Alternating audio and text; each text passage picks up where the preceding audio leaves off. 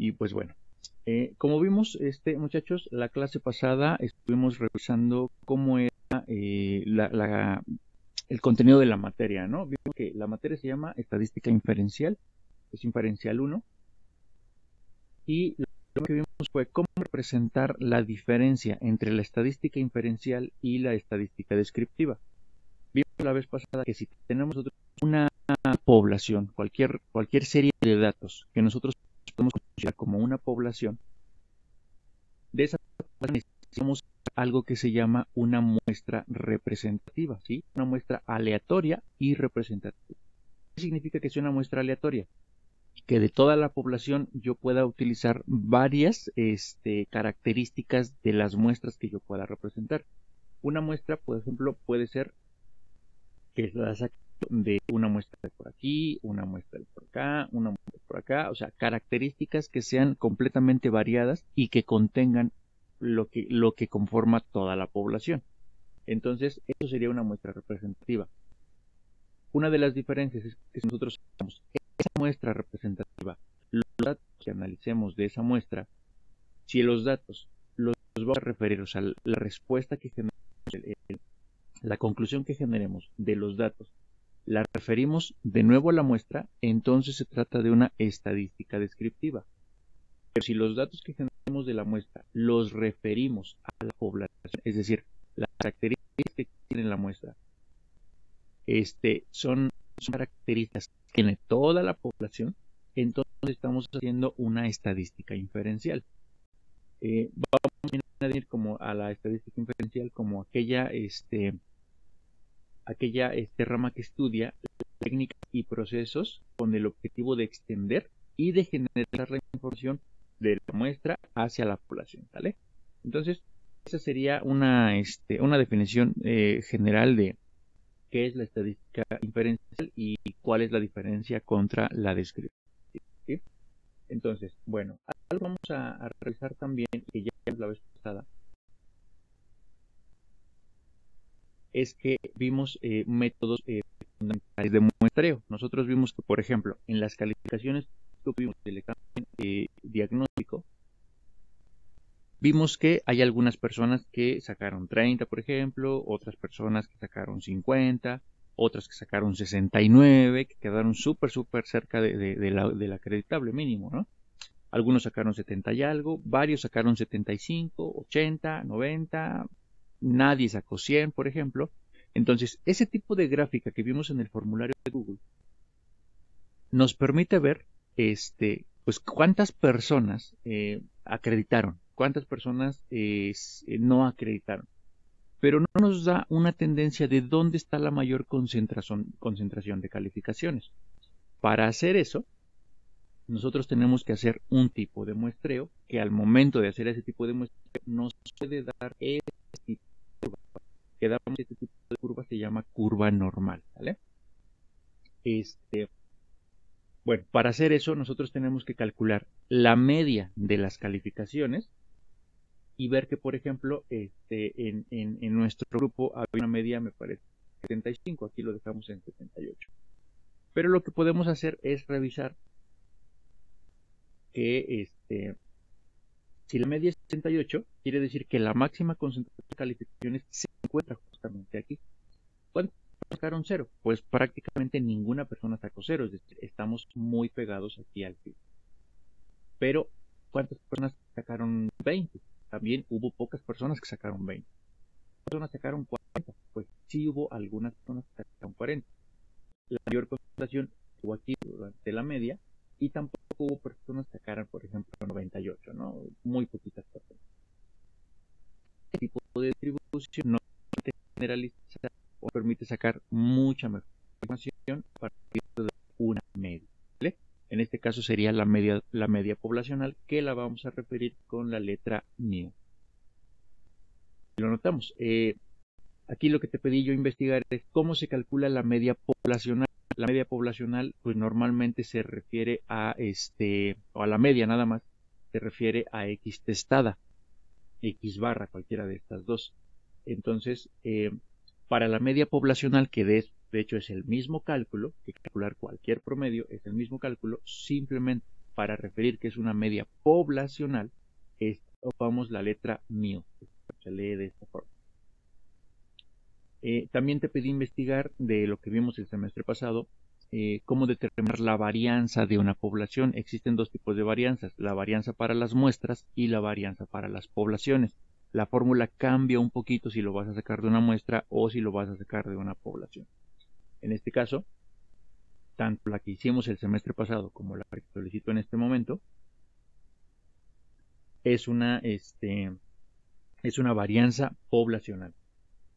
Y también de ahí mismo calculamos la desviación estándar, que se representa con la letra ρ. La desviación estándar no es otra cosa más que la raíz cuadrada de la varianza, así que eso es muy sencillo. Para los próximos ejercicios, cuando se requiera calcular una varianza, un promedio o una desviación, ese cálculo yo no lo voy a hacer, yo solo te voy a decir, el promedio es tanto, la varianza es tanta, porque tú debes saber ya cómo se hace ese tipo de cálculo, ¿vale? Entonces, bueno, esta curva característica es la curva normal, ¿vale? Y es la forma en la que vamos a estar haciendo dentro de los métodos de muestreo, ¿sí? Teniendo gráficas de este estilo que son muy utilizadas o que son en muchos tipos de experimentos que se pueden hacer, sale este tipo de cosas. Y bueno, entonces esa sería la parte del recordatorio que vimos la vez pasada. Ahora vamos a revisar qué tipo de variables, muchachos, son las que podemos utilizar para representar este tipo de curva. Los tipos de variables que vamos a ocupar son variables aleatorias. Las variables aleatorias como característica tienen que no sabemos, no conocemos su valor, pero tenemos alguna información al respecto de ellas.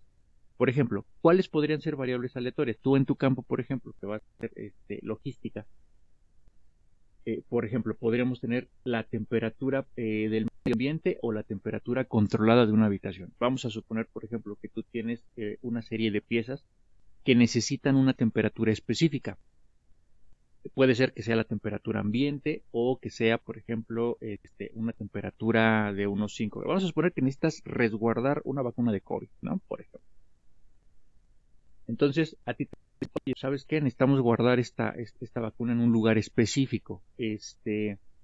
Hazte un análisis de cuál es la temperatura promedio a la que la vacuna tiene que estar resguardada para que no sufra ninguna modificación.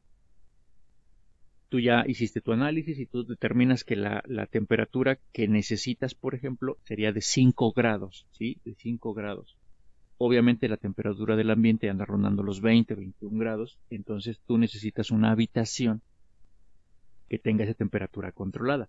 Pero cuando tú entras a la habitación, habrá lugares donde la temperatura sea de, por ejemplo, 2 grados. Otro lugar, si te mueves a la otra esquina, por ejemplo, la temperatura podría ser de 8 grados. Y donde tú necesitas que la temperatura sea de 5 grados específicamente, pudiera ser rondando el centro de esa habitación. Entonces hay diferentes temperaturas, ¿estamos de acuerdo? Tú lo que necesitas es estar buscando dónde estaría la mejor concentración para que en ese lugar posiciones tus piezas o posiciones lo que tienes que resguardar. Tienes que estar haciendo un muestreo de dónde están las posiciones con la mejor temperatura que se va a adaptar a lo que tú necesitas. Entonces, por ejemplo, ese tipo de variable es una variable aleatoria porque no sabemos cuánto vale, ¿sí? Tenemos que generar el muestreo para poder determinar alguna información de ella, como que pegado a la izquierda de la habitación está la mejor concentración de temperatura, pegado a la derecha hay una muy mala temperatura y no podemos estar de ese lado. O le hacemos adecuaciones a la habitación para que toda tenga esos 5 grados, ¿no? Por ejemplo, el promedio de los pesos, el promedio del peso de una serie de paquetes. Por ejemplo, imagínate que estás en una empresa también y que tienes que hacer el embalaje de algunos paquetes, por ejemplo, pesados, ¿no? Esos paquetes los vas a montar a la camioneta o al camión por medio de un montacargas. Entonces, si tú tuvieras, por ejemplo, una entrega de 150 paquetes, pero esos 150 paquetes los tienes que mandar en una camioneta, tienes que revisar que los 150 paquetes tengan en promedio el mismo peso. Ahora, ¿cómo le vas a hacer? No te vas a poner a promediar los 150 paquetes, sino que puede sacar muestras, ¿vale? Es decir, si yo tengo 150 paquetes, puedo sacar algunas muestras de 5 paquetes, por ejemplo. Entonces puedo decir, ok, a ver, estos 5 paquetes pesan en promedio 50 kilos. Agarras otra muestra de 5 y dices, ok, en promedio, pesa 48 kilos. Otra muestra pesa 60 kilos. Y así te la llevas, pero podrías definir con algunas muestras si el promedio de los paquetes está dentro de lo que tú necesitas. ¿Por qué? Porque esto sería importante, porque si los paquetes llegaran a variar mucho en sus pesos, el montacargas va a ver los paquetes ahí apilados y va a decir, bueno, ok, yo los veo igual, yo los veo parejos. Pero si los paquetes están mal proporcionados en el peso, al momento de cargarlos en la camioneta se va a cargar más de un lado que del otro. El montacargas tiene la obligación de tratar de distribuir el peso de los productos para que la camioneta se sienta pareja. Pero si él solamente por observación determina que pues está bien, pero tú en el proceso de los pesos no determinaste que había paquetes más pesados que otros, eso, bueno, puede generar un accidente más adelante, que las correas que van a sujetar estos paquetes se puedan romper, que se pueda cargar hacia un lado, cualquier situación que pueda generar un accidente, ¿no? Entonces, a ti te conviene hacer este tipo de marcas. Ahora, tú tienes que decidir de qué tamaño va a ser esa muestra. Puede ser que si tú sacas de 150, sacas muestras de 5, puede ser que tengas que hacer demasiadas y a lo mejor no te conviene. A lo mejor las puedas hacer de 10. A lo mejor las quieras hacer, pues quiero promediar 50 paquetes. El problema es que de 50 paquetes solo generas 3 muestras. Pero entre más grande sea la muestra, es un poco más complicado determinar información, ¿sí? Entonces, son variables aleatorias porque no conocemos su valor de inicio, pero al final podemos hacer un tipo de muestreo, por ejemplo, para sacarles alguna información que sea relevante para nosotros. Otro tipo de variable aleatoria que podría ser es, por ejemplo, determinar el diámetro de los tornillos, el diámetro de tornillos para una pieza, por ejemplo. Entonces, los tornillos en producción pues se hacen por miles, ¿no? Entonces tú lo que tienes que determinar es que si el diámetro que tienen esos tornillitos está dentro de las tolerancias marcadas, que es una tolerancia muy pequeña, es de micras. Entonces tú agarras, por ejemplo, tienes un lote de 1000 tornillos y de esos 1000 tornillos, pues a lo mejor agarras 100 como una muestra. Y de esos 100, pues tú te pones a medirlos, ¿no? Te pones ahí a medirlos con tu vernier, por ejemplo, y dices, ok, este sí tiene la tolerancia correcta, este no tiene la tolerancia correcta, este sí. O sea, tú estarías analizando cuántos de ellos, de la muestra, de esos 100 de la muestra, cuántos están defectuosos, cuántos están correctos. Y con cada muestra que saques de 100, no tienes que sacar todas las muestras que se puedan de 100, ¿vale? Pero con varias muestras que tú puedas sacar de 100, entonces vas a poder determinar si la población de tornillos en general tiene un porcentaje de tornillos defectuosos o no lo tiene, ¿vale? Entonces, una variable aleatoria es toda aquella variable que tengamos que analizar y que al momento de hacer un muestreo, alguno de los tipos de muestreo que existen, obtenemos una curva normal, ¿vale? Pero son variables aleatorias porque no conocemos su información de inicio, pero sí podemos bueno, no conocemos su valor, pero sí conocemos información al respecto, alguna información que podamos, ¿vale? Esas son las variables aleatorias. Hay muchas variables que pueden ser representadas como aleatorias. Ahora, ¿cómo vamos a representar una variable aleatoria? En este caso, para la materia. El nombre de la variable aleatoria se va a representar con la letra X mayúscula específicamente, ¿sí? Solamente X mayúscula. Por ejemplo, X mayúscula sería la temperatura. Pero los valores que pueda tomar la temperatura, como 10 grados, 11, 5, lo que sea, eso se representa con X minúscula específicamente. La forma de representar una variable aleatoria sería entonces, pues es una función, ¿sí? Es una función, no se nota, pero es una X mayúscula. Mira que si la cambio por minúscula, es un poquito más chiquitita, ¿vale? Entonces es la función de la variable aleatoria con los valores que pueda tomar. Es como cuando tú tienes, por ejemplo, f de x, ¿sí? Cuando tú tienes una función, vamos a suponer, por ejemplo, un caso. Tú tienes y igual, no y igual no, sino f de x igual a 2x más 1. y a ti te dicen, bueno, ¿sabes qué? Dame la gráfica de esta función, dame la tendencia de esta función. Tú dices, ah, bueno, ok. ¿Qué es lo que hago? Yo vengo y le voy a dar a la X, le voy a dar valores, entonces la cambio por un paréntesis. Quiero ver cuánto vale la X, cuánto vale la función cuando la X vale 3. Ah, pues ok. Entonces esto se va a llamar f de 3. ¿Por qué? Porque estoy evaluando el valor de 3. Si quiero que sea a evaluar el valor de 5, bueno, aquí se tiene que llamar f de 5. ¿Sí? Entonces aquí es la función evaluada en los valores que puede tomar mi variable aleatoria. ¿Vale? Y ya.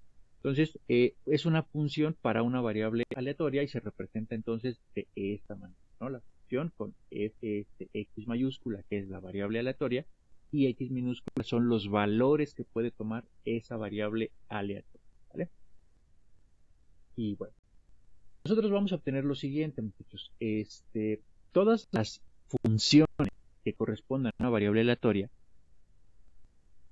van a tener tendencia, van a tener características. Ya sabemos que es una curva normal, pero esto es una función, o sea, es una función matemática, ¿sí? Hay una ecuación específica que nos va a permitir modelar el problema que tú estés analizando.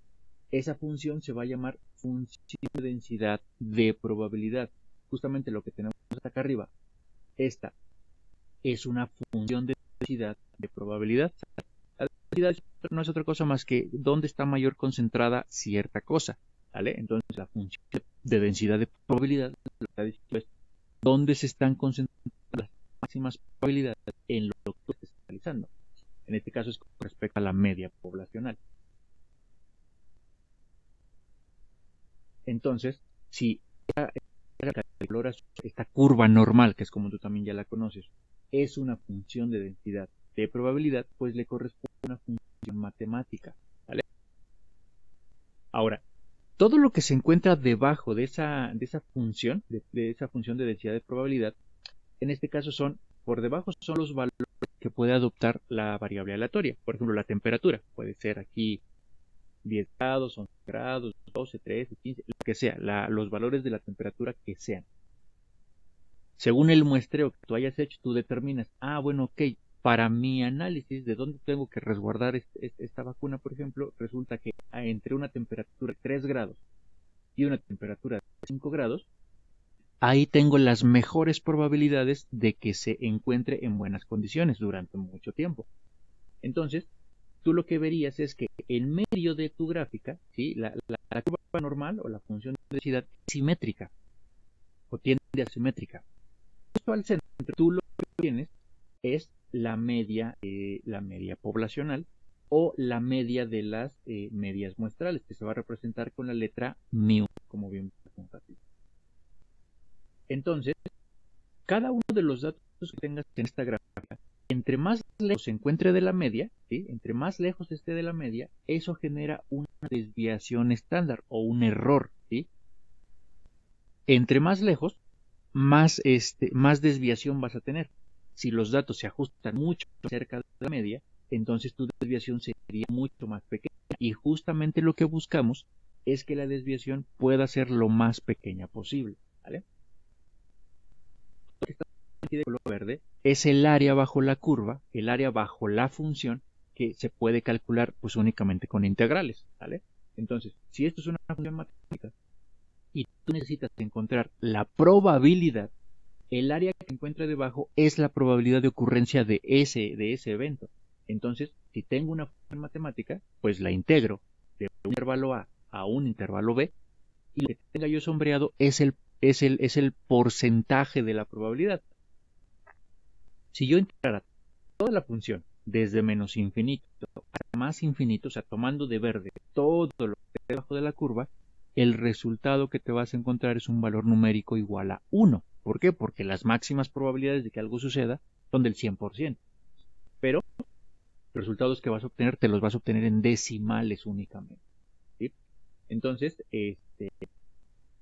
pues vaya, si tengo una función matemática, la integramos de un intervalo A un intervalo B, que es lo que tú quieras determinar, y el valor que te encuentres es correspondiente a la probabilidad de que ocurra esa situación para ese experimento que te realiza.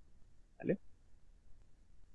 Y bueno, pues aquí nos dice, ¿no? Para calcular, se requiere calcular la probabilidad de ocurrencia de un evento que se encuentra debajo de la curva o debajo de la gráfica, ¿sí? La función de densidad de probabilidades tiene un intervalo de trabajo, tiene un intervalo en el que lo podemos representar. El intervalo de trabajo donde lo vamos a representar es la probabilidad de que ocurra algo en el intervalo AB para esa variable aleatoria. Bueno, pues tiene que ser mayor que el intervalo A, pero menor que el intervalo B. Es decir, la probabilidad de ocurrencia es lo que está pintado de verde. Es lo que entre A y B está mayor o igual que A, pero menor o igual que B. Todo lo que encuentra en ese intervalo es la variable aleatoria, o es lo que me interesa, la probabilidad que quiero conocer de esa variable aleatoria, ¿vale? Y bueno, ejemplos, por ejemplo, de una variable aleatoria puede ser la función de la variable aleatoria que toma valores de esa función, puede ser x más 10, x más 2 entre 10, x cuadrado más 1 entre 4, puede ser cualquier tipo de función, pero esa función debe cumplir dos características principales, muchachos. La primera es que la probabilidad solamente puede estar entre 0 y 1, es decir, cuando tú hagas una evaluación numérica, cuando tú le des valores a la x, obvio, los valores que puede tomar tu variable aleatoria, si tú le das valores de x igual a 1, luego 5, luego 7, luego 20, luego 100, luego 3.4, lo que tú quieras, cuando tú hagas la evaluación, el resultado solo puede estar entre 0 y 1. Solo puede ser mayor o igual que 0, porque si te da 0 significa que no hay probabilidades de que ocurra. Si te da 1, significa que tienes el 100% de probabilidades de que ocurra.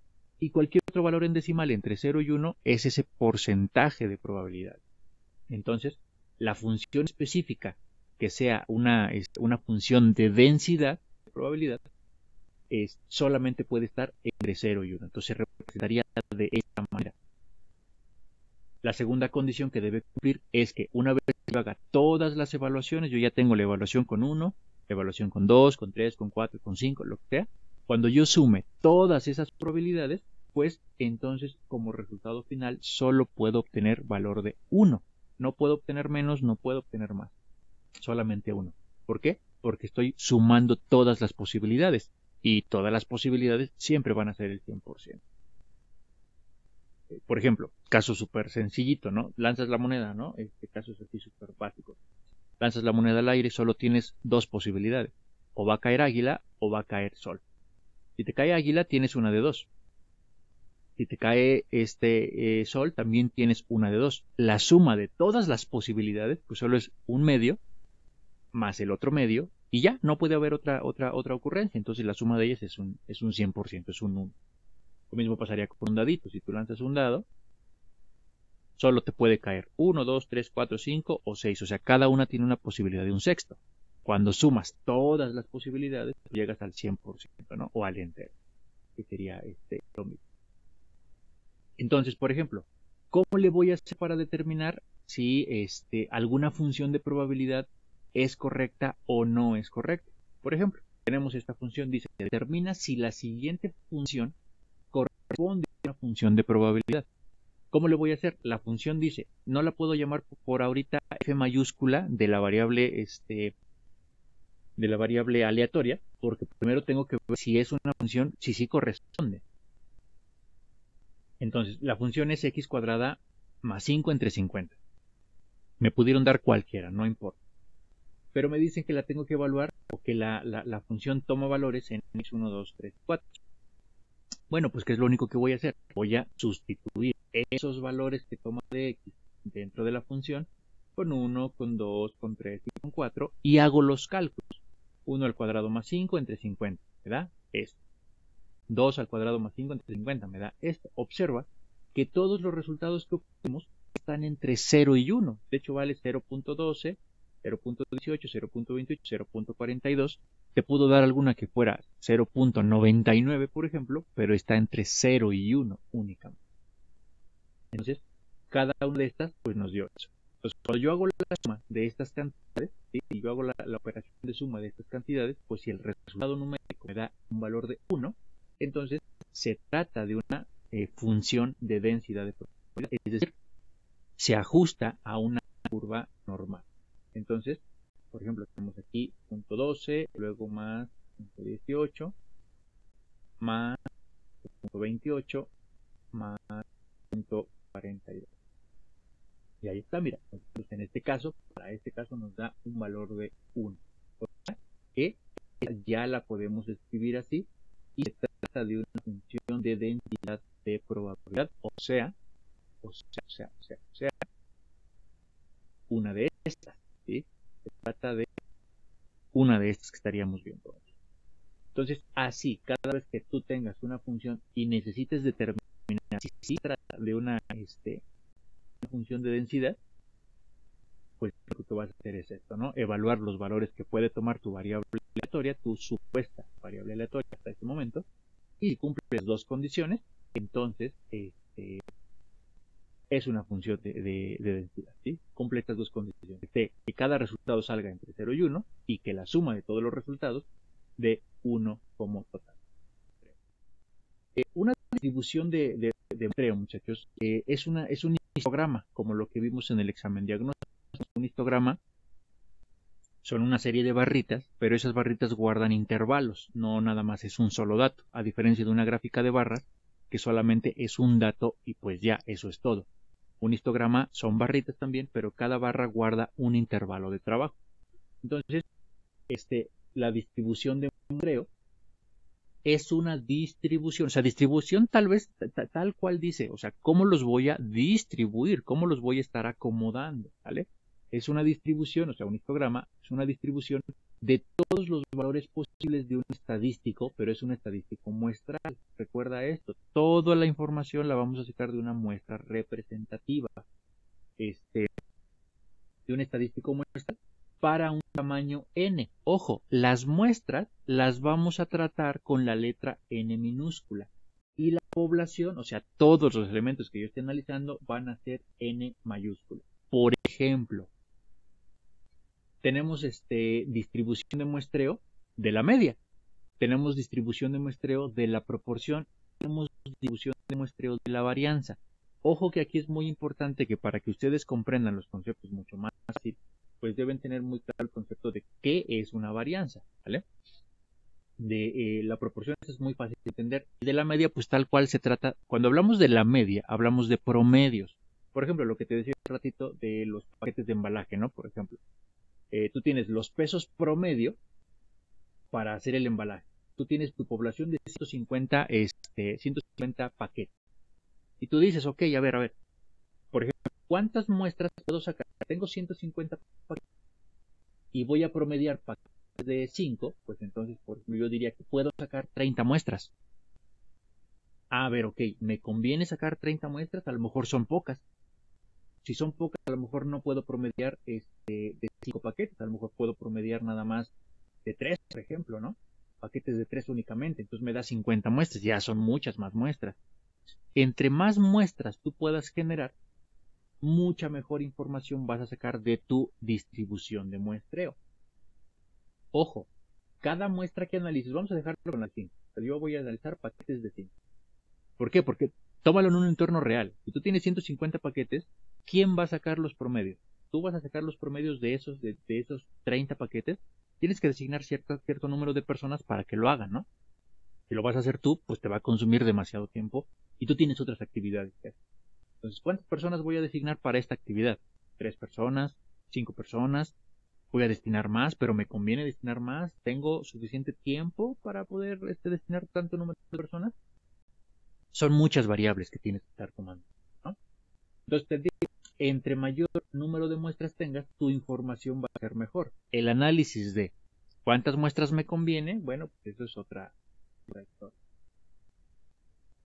Eso es de la media, es decir, yo calculo los promedios, yo veo, ok, mi primer paquete de 5 me da un promedio de 50 kilos. El segundo paquete de 5 me da un promedio de 51. El siguiente me da un promedio de 49. O sea, voy viendo si de todos esos obtengo proporciones adecuadas y calculo la media de la población. La media primero de todos los paquetes. Y luego lo comparo contra la media de cada una de las muestras que yo pueda. ¿Sí? De proporción, ¿sí? Muestreo, distribución de proporción, de muestreo de proporción, es, por ejemplo, tienes lote de piezas, como lo de los tornillos, ¿no? Por ejemplo, un lote de piezas de cualquier otra cosa. Tienes 100 piezas. De esas 100 piezas, tú quieres sacar una muestra de 20, de un tamaño de la muestra de 20. ¿Cuántas muestras te van a salir? Bueno, si yo de esas 100 voy a agarrar 20, pues en el caso tiene entre 20, te va a dar que tú puedes generar 5 muestras. A lo mejor en este caso para 100, sacar muestras de 20 es demasiado. Es muy grande la muestra. A lo mejor tengas que sacarla también de 5. Ah, ok, con 5 me salen 20 muestras. Entonces, depende también aquí, pero aquí, por ejemplo, tú dices, tengo este paquete con esta muestra, con 100 piezas. Agarro 20. Voy a analizar esas 20. Voy a, por ejemplo, a inspeccionar cuáles son las piezas defectuosas. Agarro mis 20. Si yo cuento que de esas 20 piezas, 3 salieron malas, la proporción es 3 de 20. No es 20 de 100, ¿eh? No es 20 de 100, no es una probabilidad 20 de 100, sino más bien de mi muestra, quiero analizar la muestra, siempre es analizar la muestra.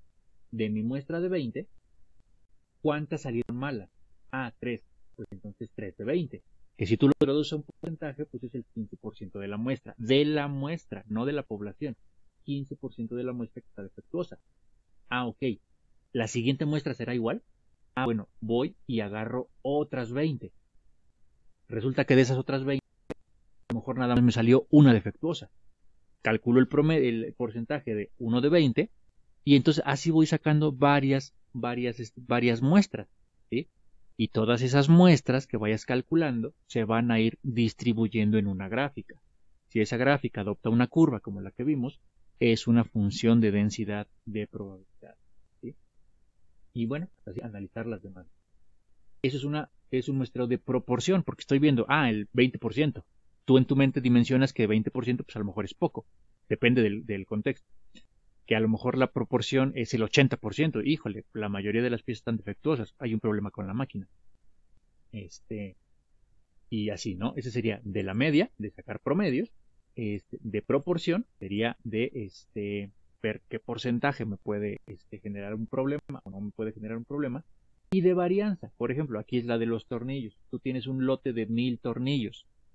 Para hacer un lote de 1000 tornillos, a lo mejor no te conviene agarrar de 10 en 10, porque son muy pocos y es un lote muy grande. Aquí sí puedes agarrar, por ejemplo, una muestra de 50 o una muestra de 100, una muestra de 150 a lo mejor, no sé, una muestra posiblemente un poco más grande.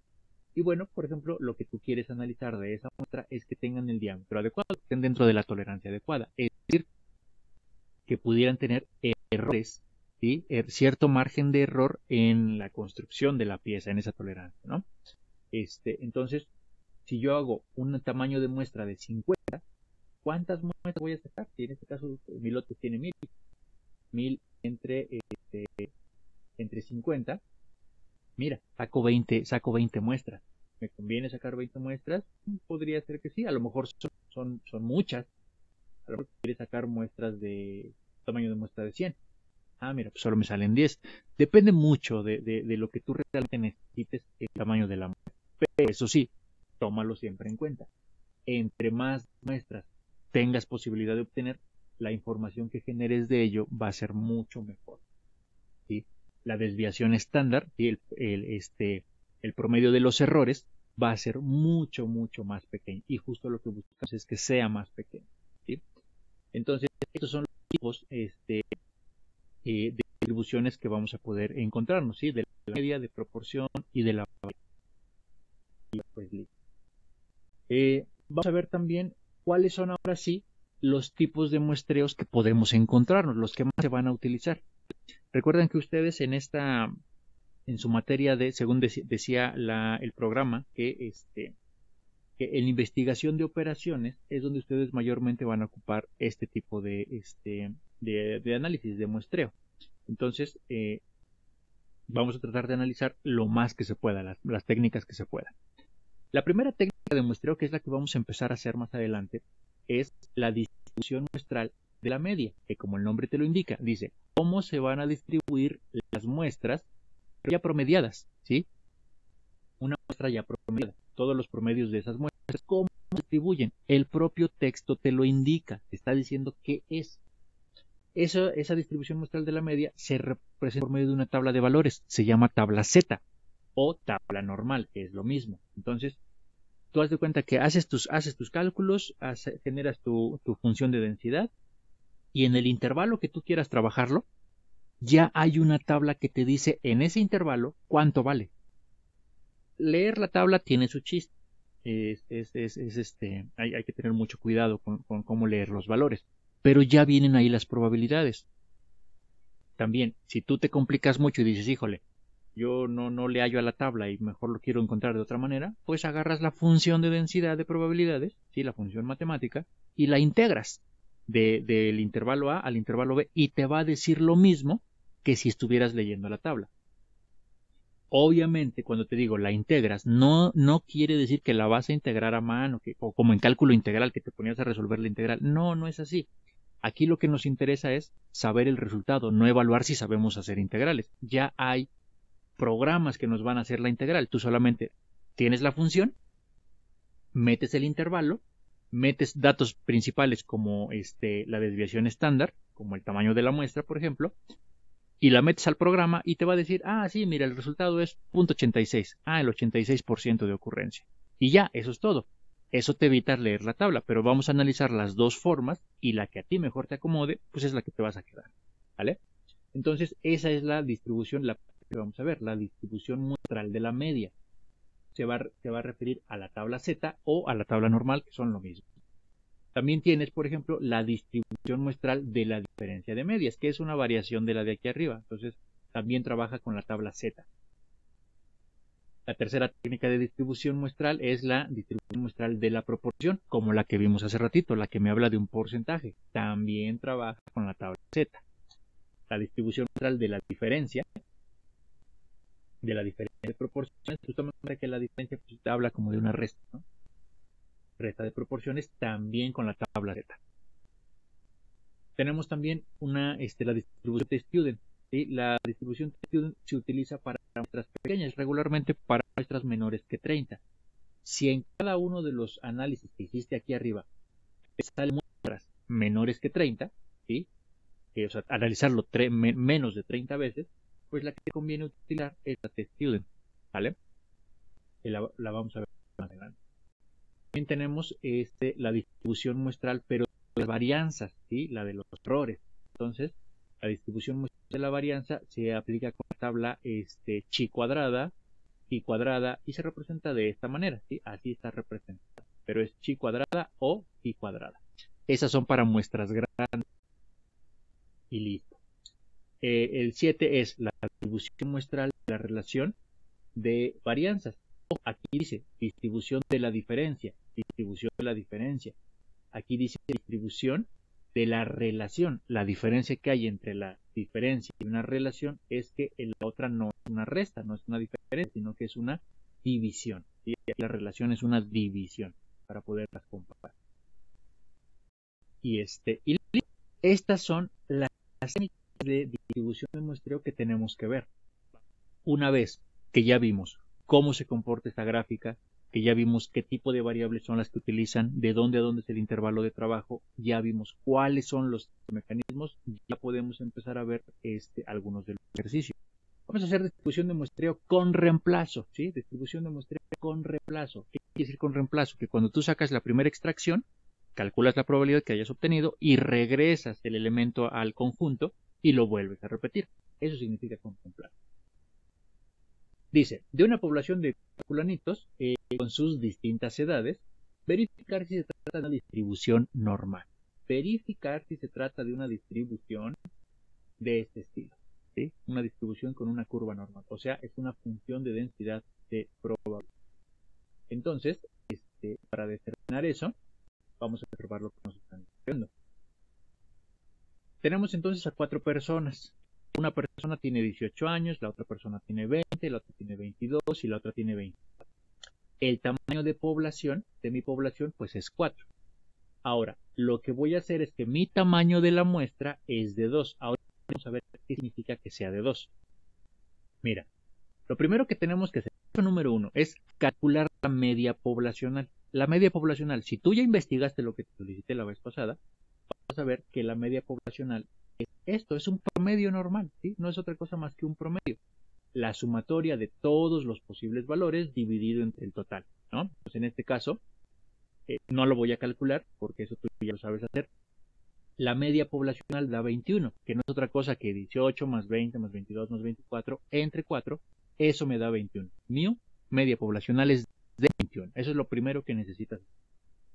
En segundo lugar, necesitamos calcular la desviación estándar. Recuerda que la desviación estándar viene de la varianza. Entonces, de hecho, lo primero que necesito es calcular la varianza, que es esta formulita, ¿sí? Que hicimos el semestre pasado, revisa los videos que grabamos el semestre pasado, y calculas la varianza, que no es otra cosa que agarras el primer valor, 18, le restas la media poblacional, 21, llevas al cuadrado, y luego con 20 menos promedio al cuadrado, 22 menos promedio al cuadrado, 24 menos promedio al cuadrado, sumas todos esos valores, que esa es la sumatoria, sumas todos esos valores ya al cuadrado y los divides entre el número de población, que en este caso es 4. Hacemos el cálculo y sale 2.236. Ojo que en este problema, a pesar de que yo ya no tengo cálculos de promedio y de desviación estándar, tú los necesitas agregar. Entonces, bueno, ¿cómo lo vamos a hacer? Vamos a es paso número 1 y paso número 2. Bueno, el siguiente paso es graficar las probabilidades, pero de la población. ¿Qué significa graficar las probabilidades de la población?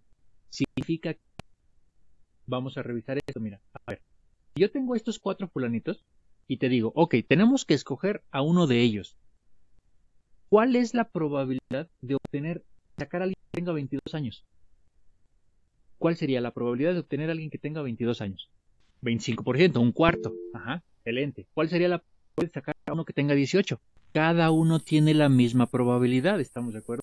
Si cada uno tiene la misma probabilidad, sí, la gráfica de la probabilidad de la población es la misma. Mira, observa, por ejemplo, nosotros lo que vamos a revisar es esto. La probabilidad de sacar a alguien que tenga 18, pues es un cuarto, punto 25, 25%. La probabilidad de sacar a alguien de 20, de 22 y de 24 es la misma. Entonces mi gráfica me va a quedar así. Esta altura que estás viendo yo te recomiendo que ocupes el valor en decimal. ¿Por qué? Porque la función de densidad te da entre 0 y 1, entonces te da decimales. Yo te sugeriría que de preferencia ocupes tu decimal. El porcentaje está bien, ¿sí? Sigue estando bien, pero se va a interpretar mejor con decimal. Esta altura es de 0.25. Entonces, si tú revisas, por ejemplo, tú vas a decir esto, mira, vas a decir, ok, si la probabilidad que tengo de sacar 18 es de 25.25, pues la coloco aquí, a los 18. La de 20 también, la de 22 y la de 24. Es decir, mira, las gráficas tienen el mismo tamaño. No cambia absolutamente nada. Si no cambia absolutamente nada, observa que se ven parejitas. Eso significa que es una distribución uniforme. No hay ningún cambio, no sube, no baja, no, nada. Queda igualito. Ahora, pues si tenemos aquí, no me da información, por lo que requiero entonces una técnica de distribución de muestreo. En este caso vamos a ver si es una distribución normal. Para eso tenemos que definir un tamaño de la muestra. En este caso dice que el tamaño de la muestra es n igual a 2. ¿Qué significa eso? Que yo voy a hacer por lo menos 2 extracciones. Es decir, saco a la primera persona que me salga aleatoriamente, me va a salir aleatoria. Pues ok. La regreso a su posición y vuelvo a sacar otra persona. Puede ser que ahora me salga esta. Entonces, ¿cuáles son? De 2 extracciones, tú tienes varias posibilidades de ocurrencia. Puede ser que salga la de 18 con 20. Primero, 18 con 18. Que en la primera salga 18, que en la segunda también. Puede ser que salga 18 con 20, 18 con 22, 18 con 24. O que te salga 20 con 18, que es otra. 20 con 20, 20 con 22, 20 con 24. O sea, ¿cuántas posibilidades hay? Esa chamba es tuya, de determinar cuáles son las posibilidades, cuál es la combinación total que se puede generar. Bueno, ese es un trabajo que tenemos que agregar también.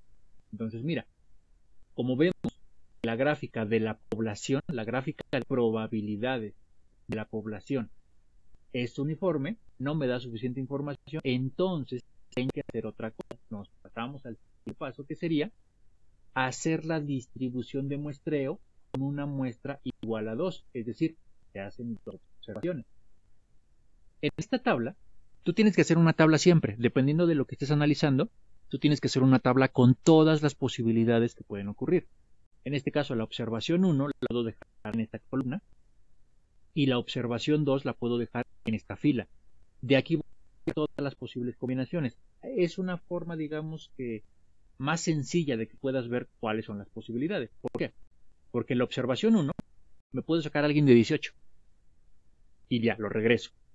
En la observación 2 puede volver a salir alguien con 18, entonces mi combinación sería 18-18. Listo. Pero me puede salir 18-20, o 18-22, o 18-24, o me puede salir cualquiera de las que están aquí, ¿sí se entiende? Cualquiera de ellas, para la observación 1 como para la observación 2.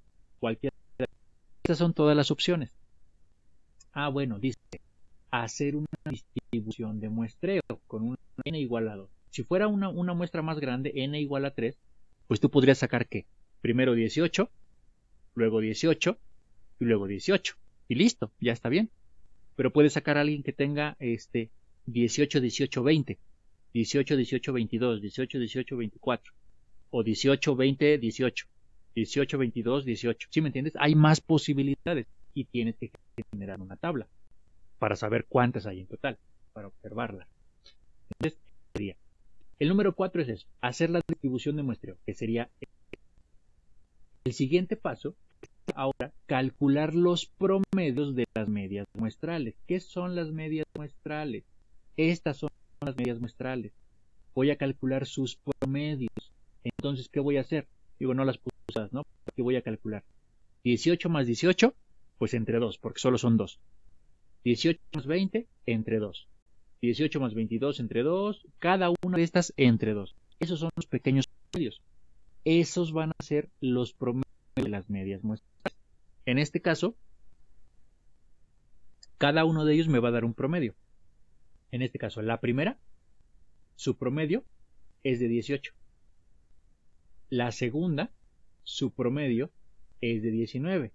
La siguiente, su promedio es de 20. Y así me la llevo con cada uno. ¿Sí? Así me la llevo con cada uno. Y obtengo entonces una tablita. Esta tablita es la tabla de distribución de los promedios. ¿Vale?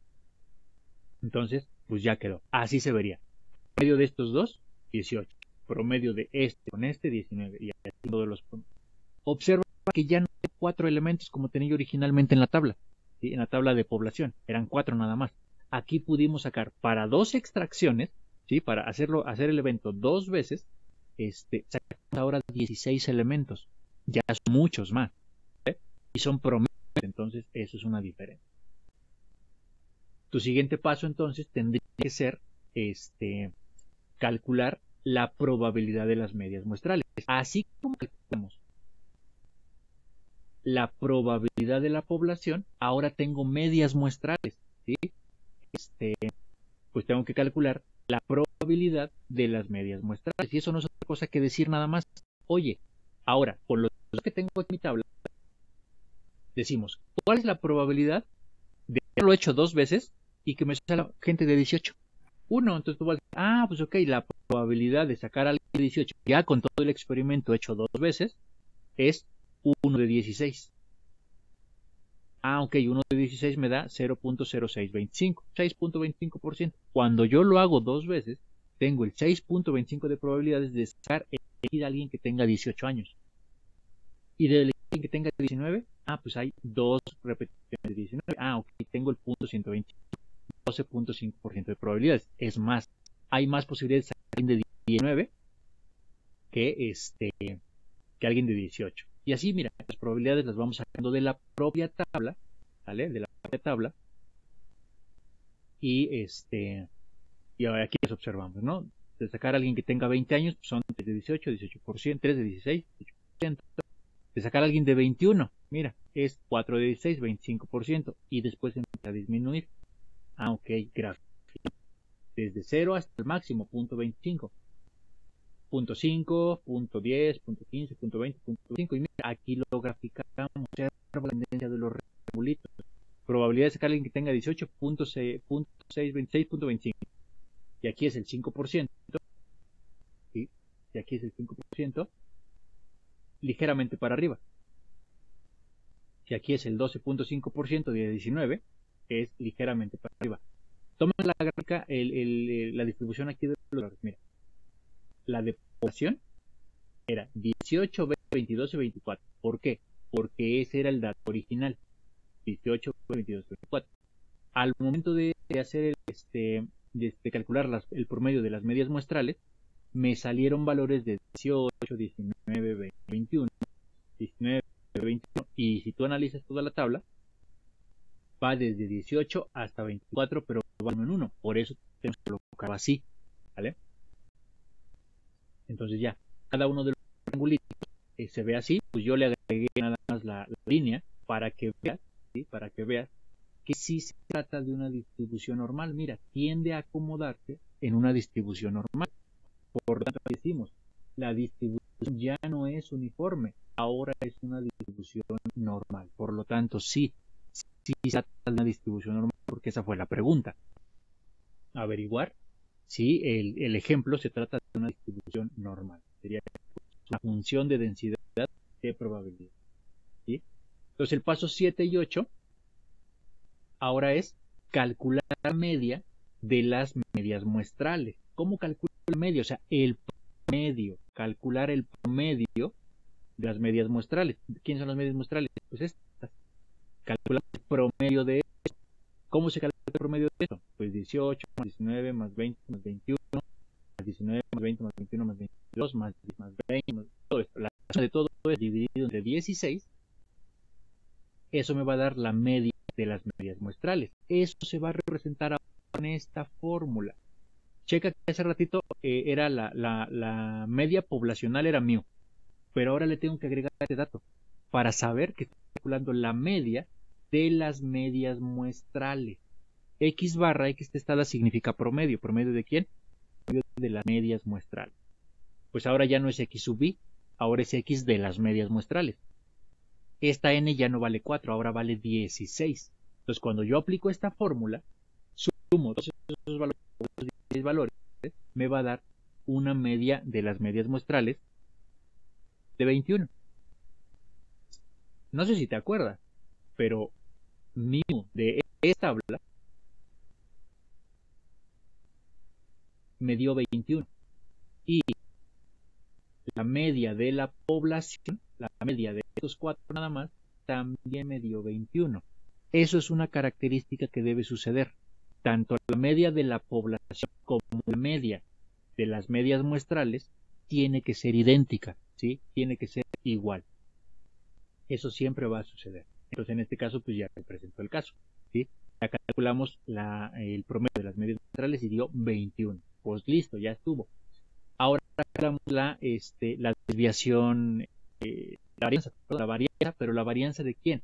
La varianza de este mismo valor. Mira, no lo puse así, X barra, porque si lo pongo como X barra parece que se está dividiendo el 2 entre la X y te vayas a confundir. No, es ρ cuadrado. ¿Ρ cuadrado de quién? De las medias muestrales, o sea, del promedio de los valores de X, de los 16 valores de X. Pues lo mismo, calculamos cada uno de los valores promediados, cada uno de los valores promediados es este.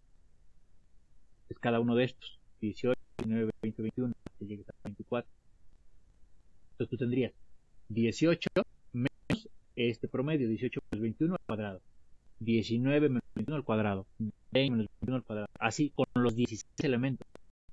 Lo divido entre el total, pero de medias muestrales sería 16 elementos. Ya, haces este cálculo, lo mismo no lo voy a hacer porque este es el cálculo que te corresponde a ti.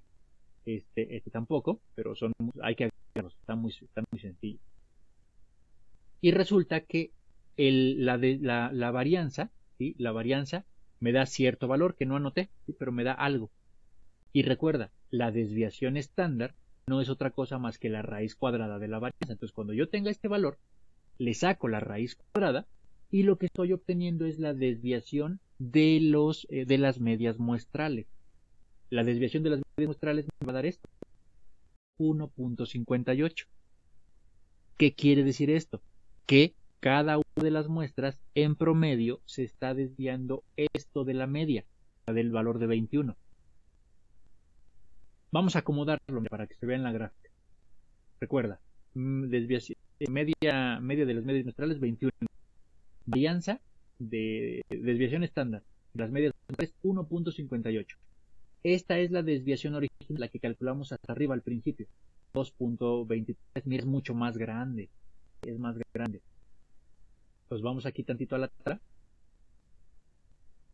Esa tabla que vimos abajo ya es esa, ¿vale? Solo que la vamos a acomodar tantito mejor aquí, ¿no? Tú tienes aquí el promedio de las medias muestrales, justo que es 21.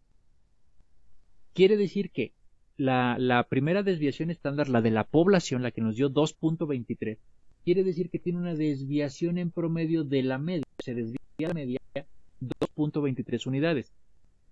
Mientras que hicimos el proceso de muestreo, sacamos dos muestras, lo hicimos 2 veces, calculamos los promedios, calculamos de nuevo la desviación estándar, resulta que su desviación de las medias es mucho más chiquita. Antes estaba así, con la población, y ahora está mucho más pequeña. ¿Qué quiere decir? Que la mayor concentración de valores está mucho más cerca de la media. Eso es lo que significa, ¿sí? Cada uno de los valores está más cerca de la media, por eso la desviación estándar media más chiquita, ¿sí? Ligeramente más pequeña. Y eso es lo que buscamos, que la desviación estándar sea menor. Si yo hubiera ocupado una muestra, en vez de n igual a 2, hubiera ocupado una muestra n igual a 5, n igual a 6, n igual a lo que sea, pero mayor que 2, todavía mi desviación estándar de las medias muestrales hubiera salido más pequeña, un poco más pequeña, ¿vale? Entonces, eso es lo que significa. Algunas condiciones que vamos a poder comparar. El último paso sería justamente la comprobación, la comparación de los resultados. Esto es lo que tú tienes que hacer al final de eso. Lo que haremos es esto. A ver, la población, su población es de 4.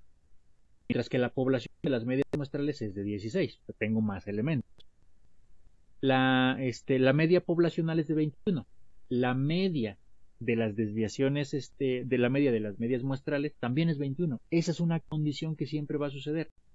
Tanto la media poblacional como la media de las medias muestrales debe ser igual. Pero pasa algo con las desviaciones. La desviación de una población y la desviación de una media muestral, la de la media muestral siempre va a ser más pequeña. Entonces aquí lo vamos a revisar, ¿sí? La desviación de la media muestral es más pequeña que la de la población. Eso siempre va a suceder cuando se trata de una distribución normal, ¿sí? Entonces, estos son los 9 pasos que tú tienes que hacer para los ejercicios que te voy a dejar, pero son los 9 pasos que si tú los buscas por fuera no te los van a dar. O chances sí, pero según yo no hay nada de eso.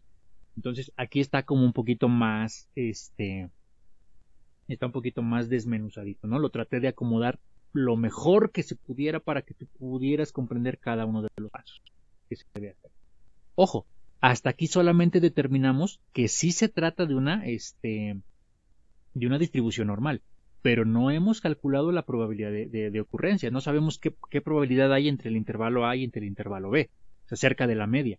Eso es otra cosa, es otra historia. Eso lo vamos a ocupar ya sea con la tabla Z o con la función que la modela. Y con la función que la modela, pues tenemos que calcular la integral. Y ahí obtenemos ya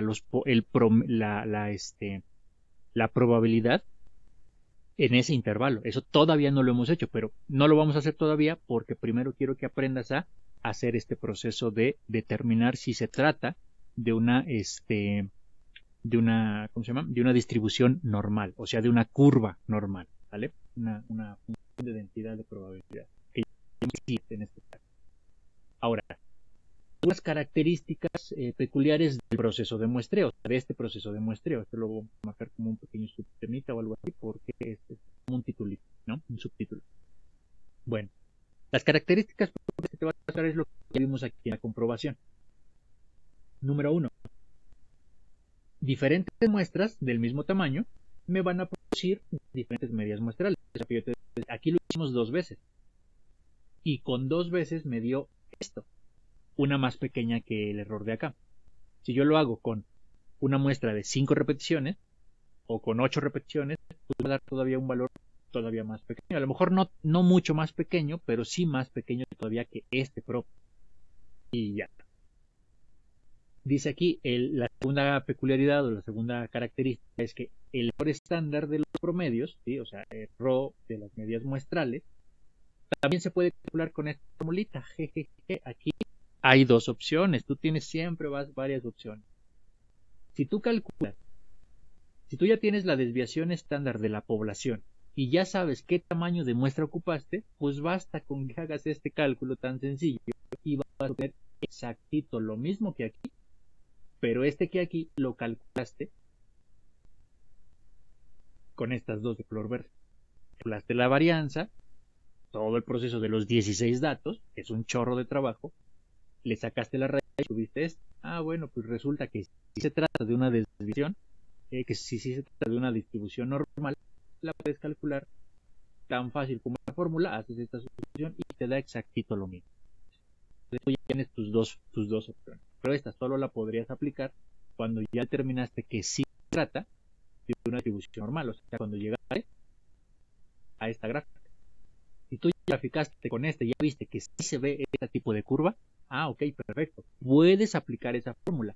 Antes que eso, no deberías hacerlo, porque si no es la misma, no es una distribución normal, esa fórmula no te va a servir, te va a dar un valor equivocado. Entonces tienes que checarlo siempre.